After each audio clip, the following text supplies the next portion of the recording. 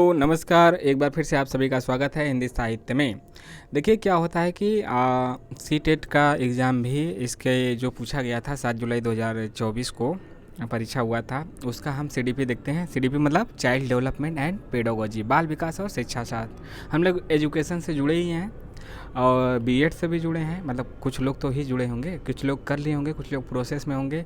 और बीएड के बाद सी टेट का भी एग्ज़ाम ज़रूर रहता है, ज़्यादातर लोग पास होंगे, कुछ लोग अभी करेंगे, तो उनके लिए भी उनसे रिलेटेड भी वीडियो आते रहें हिंदी साहित्य नेट के अलावा, तो वह भी थोड़ा थोड़ा आता रहेगा। मेन तो आपका फोकस उसी एग्ज़ाम के हिंदी साहित्य वाले पे है। ठीक है, आइए देखते हैं क्या क्वेश्चन थे। 30 के 30 क्वेश्चन और उसके आंसर। यह जे सीरीज है, तो जे सीरीज जिसका होगा उसका यही क्रम होगा। बाकी भी क्वेश्चन अलग अलग सीरीज का, आई जे के एल जिसका अलग अलग होगा उसका क्वेश्चन यही होगा, बस ऊपर नीचे होगा।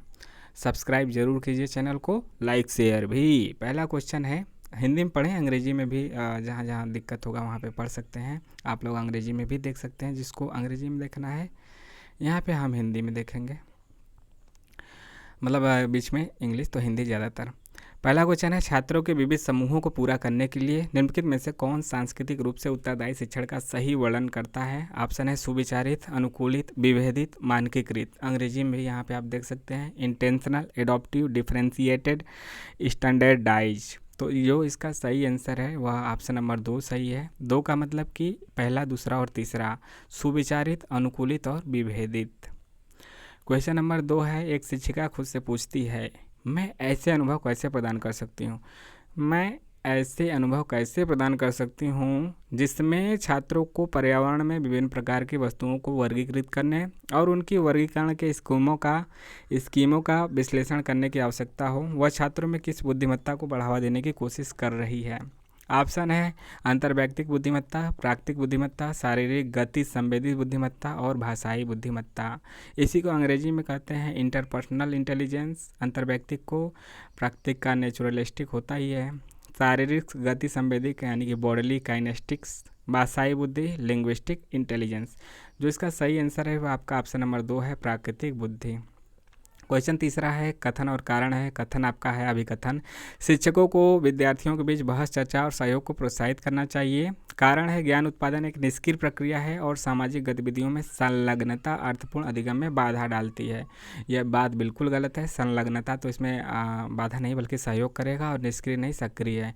शिक्षकों को विद्यार्थियों के बीच बहस, चर्चा और सहयोग को प्रोत्साहित करना चाहिए, बिल्कुल सही बात है। ऑप्शन नंबर 2 सही है, ए सही आर गलत। कथन सही, कारण गलत। क्वेश्चन नंबर 4 भी आपका कथन और कारण ही है। कथन है, स्कूलों को उस ढांचे के भीतर कार्य करना चाहिए जो तैयार उत्पाद और सीखने के परिणामों का आकलन करते हैं, गलत बात। कारण है, सीखना पक्के तौर पर अनुक्रमिक और पदानुक्रमिक है, यह भी गलत बात है। टाइटली सिक्वेंटियल एंड हाइयरकल नहीं, यह बात दोनों बात गलत है। ऑप्शन नंबर 3 सही है, ए और आर दोनों गलत है। क्वेश्चन 5, सुनीता एक 12 वर्षीय लड़की है, विशेष संगीतीय क्षमता रखती है। उसके माता पिता दोनों ही निपुण गायक हैं और वे सुनीता को अपनी आवाज़ को और बेहतर करने के लिए प्रशिक्षण कक्षा में भेज रहे हैं। सुनीता की क्षमता संभावित रूप से किन कारकों के अंतःक्रिया का परिणाम है? ऑप्शन है पोषण और अनुशासन, आनुवांशिकता और वातावरण, लैंगिक पहचान और आनुवांशिक संरचना, वृद्धि और परिपक्वता। तो इसका क्या जवाब सही है? ऑप्शन नंबर 2 आनुवांशिकता और पर्यावरण, मतलब heredity and environment. Question number 6 है, पियाजे और वाइगोत्स्की के सिद्धांतों में एक प्रमुख समानता क्या है? ऑप्शन, बच्चों के विकास में चरण जैसी प्रगति पर ध्यान दें, नहीं। बच्चों की स्वयं की शिक्षा में संलग्नता और जुड़ाव, हाँ, यही ऑप्शन नंबर 2 सही है। ठीक, 2 सही है, बाकी भी आप तीसरा और चौथा ऑप्शन देख सकते हैं। संज्ञानात्मक प्रक्रियाओं में संस्कृति की भूमिका नहीं, भाषा और विचार के बीच संबंधों के बारे में उनके चिंतन, यह भी नहीं, बल्कि दूसरा ऑप्शन ज़्यादा सटीक है। क्वेश्चन 7 है, निम्नलिखित में कौन सा सही सुमेलित युग्म है? तो इसका जो सही जवाब है ऑप्शन नंबर 1 सही है। मानक संदर्भित मूल्यांकन साथियों के प्रदर्शन की तुलना करते हैं। मतलब नोट्स में reference assessment compare performance to that of peers. ठीक है, यही होगा ना? ठीक है, यही होगा आपका। क्वेश्चन नंबर 8 है, संवेदनशील अवधि वह समय अवधि है जिसके दौरान कुछ डैश विशेष रूप से सामान्य विकास के लिए महत्वपूर्ण होती है, तो क्या? मानव जाति कारक, पर्यावरणीय कारक, वंशागुणित कारक, उत्पत्ति मूलक कारक, तो इसका सही जवाब है पर्यावरणीय कारक। क्वेश्चन नंबर 9 है, ले वाइगोत्स्की के अनुसार भाषा और विचार के बीच क्या संबंध है? विचार भाषा को आकार देते हैं, सही हो सकता है। भाषा और विचार एक दूसरे से स्वतंत्र हैं, नहीं। भाषा और विचार विकास की जटिल विनिमय प्रक्रियाएं हैं, सही है। भाषा विचार को आकार नहीं देते, गलत है। तो सबसे सही आंसर इसमें क्या है? ऑप्शन नंबर 3, भाषा और विचार विकास की जटिल विनिमय प्रक्रियाएं हैं। क्वेश्चन नंबर 10 है, समावेशी कक्षाओं का कैसा होता है समावेशी कक्षा? तो इसका जो सही जवाब है वह है ऑप्शन नंबर 2, अलग अलग विभिन्नताओं के अनुसार विभेदित निर्देश दिए जाते हैं, उसे ही समावेशी कक्षाओं के अंतर्गत रखा जाता है, वहीं समावेशी कक्षा का मतलब है। ऑप्शन नंबर 2 सही है। क्वेश्चन 11 है, प्रगतिशील शिक्षा में बच्चों को किस तरह देखा जाता है? तो सही जवाब है ऑप्शन नंबर 2, ज्ञानवर्धक और रचना करने वाले। 12 फिर से कथन और कारण है। कथन है, शिक्षकों को बच्चों के प्रयोग के लिए बहुत सारे अवसर देने चाहिए और उदाहरणों और गैर उदाहरणों पर चर्चा करनी चाहिए।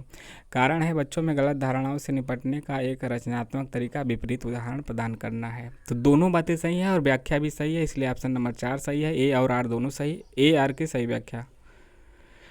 क्वेश्चन 13 है, भावनाओं, व्यक्तित्व और सामाजिक संबंधों में परिवर्तन और स्थिरता किस विकास में शामिल है? तो देखिए इसका सही जवाब क्या हो जाएगा? ऑप्शन नंबर 1, भावनात्मक विकास है, यानी कि इमोशनल डेवलपमेंट। क्वेश्चन 14 है, जीन पियाजे के संज्ञानात्मक विकास का सिद्धांत यह बताता है कि क्या बताता है? यह बताता है ऑप्शन नंबर 2 सही है, पाठ्यक्रम में को बच्चों के आयु समूह व चरण को ध्यान में रखकर तैयार किया जाना चाहिए। क्वेश्चन नंबर 15 है, लॉरेंस कोहलबर्ग ने बच्चों के नैतिक विकास का अध्ययन करने के लिए किस विधि का प्रयोग किया? तो इसका सही जवाब है ऑप्शन नंबर 1, बच्चों के सामान्य नैतिक दुविधाएं रखना, बच्चों के सामने नैतिक दुविधाएं रखना और अनुक्रियाओं की समालोचना करना, यानी कि posing moral dilemmas to children and dilemma to children and analysing responses. Question number 16 है, जिन पियाजे के अनुसार बच्चे वयस्कों से किस प्रकार से भिन्न है? तो इसका सही जवाब है बच्चों की सोच वयस्कों से गुणात्मक रूप से भिन्न होती है। यहाँ पे मात्रात्मक मत लगा दीजिएगा, गलत हो जाएगा, मात्रात्मक नहीं है, ठीक है। गुणात्मक मतलब क्वालिटेटिव खोजिएगा, क्वालिटेटिव। अगला है 17, पठन वैकल्य से जूझ रहे छात्रों को पढ़ना सिखाया जा सकता है किस प्रकार से? तो जो इसका सही जवाब है व्यवस्थित ध्वन्यात्मक प्रशिक्षण के माध्यम से। क्वेश्चन 18 है, अभिकथन है, शिक्षकों को शिक्षार्थियों के बीच व्यक्तिगत भिन्नताओं का सामना करना चाहिए और सभी शिक्षार्थियों की आवश्यकताओं के अनुसार अपने शिक्षण को समायोजित करना चाहिए। बिल्कुल सही बात है। कारण है, शिक्षकों को विविध पृष्ठभूमि के शिक्षार्थियों को पढ़ाते समय उनके बीच सहयोग, समूह कार्य और बातचीत करना चाहिए। यहाँ पे क्या दिया है? बचना चाहिए, इसलिए कारण गलत है। तो ए सही आर गलत, ए सही आर गलत, ऑप्शन नंबर 2। क्वेश्चन नंबर 19 है, रमा एक शिक्षिका है जो कि वाइगोत्स्की के सिद्धांत को अपनी कक्षा में लागू कर रही है और एक चुनौतीपूर्ण कार्य करने को पूरा करने के लिए अपने छात्रों को समूहों में काम करने के लिए नियुक्त करती है। कार्य के दौरान एक छात्र एक महत्वपूर्ण संकल्पना को समझने के लिए संघर्ष करता है। रमा के लिए इस छात्र की मदद करने का सबसे प्रभावी तरीका क्या होगा? तो इसका जो सही जवाब है ऑप्शन नंबर 3 सही है, छात्र के साथ समस्या पर काम करें और समूह के अन्य सदस्यों को शामिल करते हुए आवश्यकता अनुसार मार्गदर्शन और प्रतिपुष्टि प्रदान करें। क्वेश्चन नंबर 20 है, निम्नलिखित में से क्या दृष्टिबाधित विद्यार्थियों को कक्षा में भागीदारी लेने में बाधा डालता है? तो इसका सही जवाब है ऑप्शन नंबर 1, मुद्रित पाठ्य पुस्तकें और नोट्स। क्वेश्चन 21 है, महारत हासिल करने। महारत का मतलब क्या होता है? महारत का मतलब यहाँ पे जो दिया है आपका मास्टरी कह सकते हैं। महारत मतलब एक्सपर्टीज या फिर मास्टरी। महारत हासिल करने के लक्ष्य निर्धारित करने से छात्र की अभिप्रेरणा और योग्यता के बारे में विचार कैसे प्रभावित होते हैं? सही जवाब है ऑप्शन नंबर 1, यह अक्सर योग्यता के वृद्धिशील दृष्टिकोण में बढ़ी हुई आंतरिक अभिप्रेरणा और विश्वास को दर्शाता है। मतलब अंग्रेजी में भी देख लीजिए, it often implies enhancing intrinsic motivation and belief in the incremental view of ability. Question 22 है, आप एक शिक्षक हैं या फिर शिक्षिका हैं जो अपने छात्रों को परासंज्ञानात्मक कौशल विकसित करने में मदद करना चाहते हैं, यानी कि मेटा कॉग्निटिव स्किल। निम्नलिखित में से कौन सी रणनीति इस प्रकार के चिंतन को बढ़ावा देने के लिए सबसे अधिक संभावना है? सही जवाब है ऑप्शन नंबर 1, छात्रों को अपने स्वयं के सीखने और सोचने की प्रक्रिया पर विचार करने के लिए प्रोत्साहित करना चाहिए। क्वेश्चन नंबर 23 है, कथन और कारण है। कथन है, एशियाई संस्कृतियों में जो सामाजिक सद्भावना पर जोर देते हैं उसमें क्रोध की अभिव्यक्ति को हतोत्साहित करते हैं, सही बात है, और शर्म को प्रोत्साहित किया जाता है, यह भी सही बात है। कारण है, भावनाएं व्यक्तिपरक है और सीखने में कोई भूमिका नहीं निभाती हैं, गलत बात है। भावनाएं सीखने में भूमिका निभाती हैं, ज़बरदस्त निभाती हैं, इसलिए ये सही और गलत ऑप्शन नंबर 3। क्वेश्चन 24, छात्रों के लिए कक्षा में प्रतिक्रिया सबसे अधिक प्रभावी होती है जब, ऑप्शन चुनना है, कब होती है। ऑप्शन नंबर 1 सही है, यह सीखने की गतिविधि के दौरान और पश्चात भी होता है। क्वेश्चन 25 है, रचनावादी शिक्षण विद्यार्थियों को अधिगम की ओर ले जाता है, किस अधिगम की ओर? तो सही जवाब है खोज आधारित अधिगम, ऑप्शन नंबर 4। क्वेश्चन 26 है, निम्नलिखित में से कौन सा प्रश्न विश्लेषणात्मक चिंतन को बढ़ावा देता है, यानी कि एनालिटिकल थिंकिंग या फिर क्रिटिकल थिंकिंग भी कह सकते हैं। सही जवाब है ऑप्शन नंबर 3, भारत में जनसंख्या वृद्धि के विभिन्न कारण क्या थे। ये सब फैक्चुअल है इसलिए नहीं होगा, यही आपका तीसरा होगा। इस पर सोचना होगा, कई एंगल से सोचना होगा। क्वेश्चन 27 है, किस अधिगम की रणनीति में बच्चों द्वारा दूसरों को सिखाना शामिल है जो उन्होंने सीखा है? तो इसका सही जवाब होगा पारस्परिक शिक्षण, यानी रेसिप्रोकल टीचिंग। एक दूसरे को से सीखिए, मतलब टीचर से एक दूसरे से सीखिए और एक दूसरे को आपस में बातचीत कीजिए, व्याख्या कीजिए और सीखिए। अगला है 28, निम्नलिखित में से कौन सा कथन स्वालीनता के संदर्भ में सही है, यानी कि ऑटिज्म? तो इसका सही जवाब है स्वालीनता एक तंत्रिकी विकासात्मक विकार है, मतलब कि autism is a neuro development disorder. Question number 29 है, कथन और कारण है, किशोरावस्था के दौरान जेंडर अपेक्षाओं के अनुरूप स्त्रीत्व या फिर पुरुषत्व की परंपराओं का पालन करने के लिए दबाव बढ़ जाता है, सही है। और जेंडर भूमिकाएं जैविक रूप से निर्धारित की जाती है, नहीं जैविक नहीं सामाजिक होता है, इसलिए यह गलत है, ए सही आर गलत। आखिरी क्वेश्चन है, विद्यार्थियों में समालोचनात्मक चिंतन को विकसित करने के लिए एक शिक्षक को क्या करना चाहिए?